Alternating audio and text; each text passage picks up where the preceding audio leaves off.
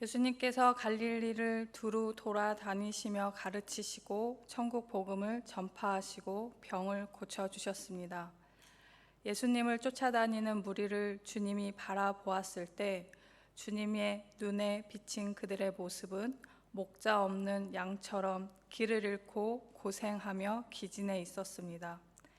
그때의 주님의 마음을 9장 36절에서 무리를 보시고 불쌍히 여기시니 라고 기록합니다.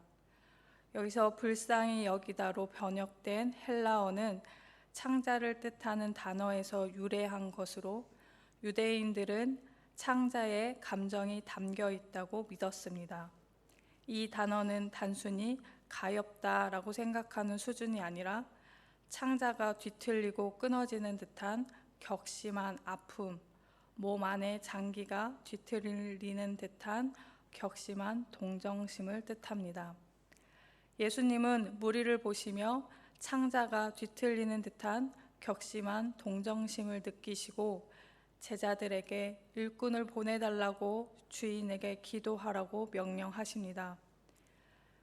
기도하라는 명령을 들은 제자들이 그 자리에서 무릎을 꿇고 기도했을 때 제자들은 예수님의 그 불쌍히 여기는 마음을 깊이 공감하게 되었을 것입니다. 기도는 단순히 상황을 바꿔달라는 요청에서 끝나지 않습니다. 기도는 기도하는 사람을 변화시키고 그가 하나님의 일을 기꺼이 감당할 수 있도록 준비시키십니다. 9장에서 간절히 기도하며 주님의 마음을 공유했던 제자들은 이제 하나님의 일을 감당할 자들로 준비되었습니다. 이제 예수님은 기도로 준비된 자들을 부르십니다. 10장 1절 말씀입니다. 예수께서 그의 12 제자를 부르사 더러운 귀신을 쫓아내며 모든 병과 모든 약한 것을 고치는 권능을 주시니라. 예수님은 기도로 준비된 12명을 부르시고 권능을 주셨습니다. 마태는 부름받은 12명의 제자의 이름을 상세히 기록합니다. 2절에서 4절입니다. 12사도의 이름은 이러하니 베드로라 하는 시몬을 비롯하여 그의 형제 안드레와 세베대의 아들 야고보와 그의 형제 요한, 빌립과 바돌로메, 도마와 세리마테, 알페오의 아들 야고보와 다데오, 가나나인 시몬과 가롯 유다 곧 예수를 판자라. 예수님께서는 기도로 준비된 12 제자를 부르사 사도로 세우시고 처음으로 공식적인 파송식을 진행하십니다.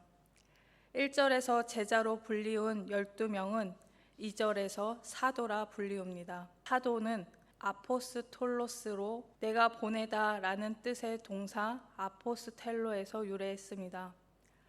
문자적인 뜻은 보냄을 받은 자, 전령, 사신을 의미합니다.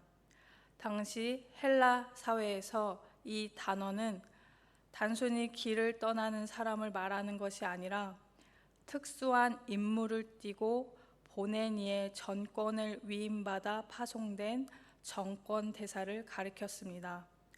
다시 말해서 사도란 예수님의 정권을 위임받아 그분의 뜻을 가감없이 전달하고 성취하는 하늘의 정권 대사, 그리고 예수님의 권위로 복음을 전하는 자라고 할 수 있겠습니다. 제자는 배우는 사람입니다. 스승의 곁에서 말씀을 듣고 삶을 배우고 훈련받는 단계입니다. 사도는 보냄을 받은 사람입니다. 배운 것을 가지고 이제 현장으로 나아가 주인의 권위를 대행하는 단계라 할 수 있겠습니다. 2절에서 4절에 기록된 명단을 함께 보겠습니다. 벳사람 베드로와 안드레, 성격이 불같았던 야고보와 요한, 동족의 지탄을 받던 세리 마테와 로마에 대항하던 열심당원 시몬까지, 이들은 교육 수준도 직업도 정치적 입장도 제각각이었습니다. 심지어 명단의 마지막에는 배신자 가롯 유다의 이름까지 적혀 있습니다. 성격도 배경도 제각각인 이 평범한 사람들을 어쩌면 우리 눈에는 오합지졸처럼 보일지 모르는 이들을 주님은 새 이스라엘의 기초석으로 삼으셨습니다. 이제 제자들은 스승의 곁에서 배우는 사람을 넘어서 예수 그리스도를 대신하여 새 언약의 공동체를 세우고 확장해 나갈 공식적인 하늘의 정권 대사가 되었습니다. 사명은 지원하는 사람의 조건이나 결단, 열정에서 시작되는 것이 아니고 보내시는 하나님의 주권에서 시작됩니다. 오늘 본문 어디에서도 제자들이 결심하여 나왔다라는 말은 없습니다. 오직 예수님의 부르심만 있습니다. 사명은 은혜로 맡기시는 것임을 기억하시기 바랍니다. 주님은 12명을 사도로 세우시며 귀신을 쫓아내고 병을 고치는 하늘의 통치권인 권능을 선물로 주셨습니다. 이 권능은 정복자로서의 권세이며 사탄의 왕국을 허물어뜨리는 직접적인 힘입니다. 사명은 결코 나의 자격이나 기교로 감당하는 것이 아닙니다. 사명은 나의 어떠함이 아니라 주님이 부르시고 그 일에 합당한 권능을 입혀주시는 전적인 은혜로 시작되는 것입니다. 권능을 부여하신 주님은 이제 제자들 앞에 구체적인 사명의 지도를 펼쳐 보여주십니다. 먼저 갈 곳을 알려주고 계십니다. 5절에서 6절 말씀입니다. 예수께서 이 12를 내보내시며 명하여 이르시되 이방인의 길로도 가지 말고 사마리아인의 고을에도 들어가지 말고 오히려 이스라엘 집에 잃어버린 양에게로 가라. 이스라엘 집에 잃어버린 양에게로 가라 하신 말씀은 이방인을 차별하는 것이 아닙니다. 복음은 먼저 하나님의 언약이 약속된 자들에게 전해지고 그 다음에 온 세상으로 확장되어야 한다는 구원의 역사의 거룩한 순서에 따른 것입니다. 사도행전 1장 8절에서 예루살렘과 온 유대와 사마리아와 땅끝까지 복음을 전하라고 예수님께서 말씀하셨습니다. 참된 사명자는 자신의 열정이 이끄는 곳이 아니라 주님이 정해주시는 곳으로 순종함으로 나아가서 머무는 것입니다. 이어지는 7절을 통해서 그곳에서 사도들이 해야 할 일을 분명히 말씀하십니다. 가면서 전파하여 말하되 천국이 가까이 왔다 하고, 사도들이 해야 할 일은 천국이 가까이 왔다고 선포하는 것입니다. 천국이 가까이 왔다는 것은 하나님의 통치가 예수 그리스도 안에서 이미 시작되었다는 것을 의미합니다. 천국은 먼 미래의 일이 아닙니다. 예수님과 함께 이미 우리 가운데 임했습니다. 주님은 이어서 사도들에게 4가지 구체적인 임무를 말씀하십니다. 8절입니다. 병든 자를 고치며 죽은 자를 살리며 나병 환자를 깨끗하게 하며 귀신을 쫓아내되 너희가 거저 받았으니 거저 주라. 이 명령은 1절에서 부여받은 권능을 사용하여 천국이 왔다는 선언이 결코 빈말이 아님을 삶의 현장에서 직접 증명해내라는 뜻입니다. 병든 자를 고쳐 육체의 질병에서 자유를 주고 죽은 자를 살려 끊어진 생명을 회복시키고 나병 환자를 깨끗하게 하여 사회적으로 격리된 이들을 다시 공동체로 불러 모으고 귀신을 쫓아내어 영적 속박으로부터 해방을 선포함으로써 예수님께서 하셨던 것처럼 하나님의 통치가 이 땅에 임했음을 보여주라고 하신 것입니다. 이 위대한 사역의 지침을 주시며 주님은 가장 중요한 사역의 정신을 덧붙이십니다. 그것은 바로 너희가 거저 받았으니 거저 주라.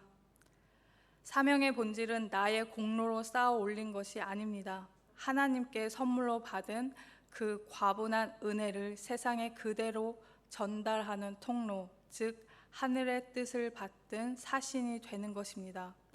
사명자는 자기의 것을 주는 사람이 아니라 주님의 것을 정직하게 나누어 주는 사람입니다.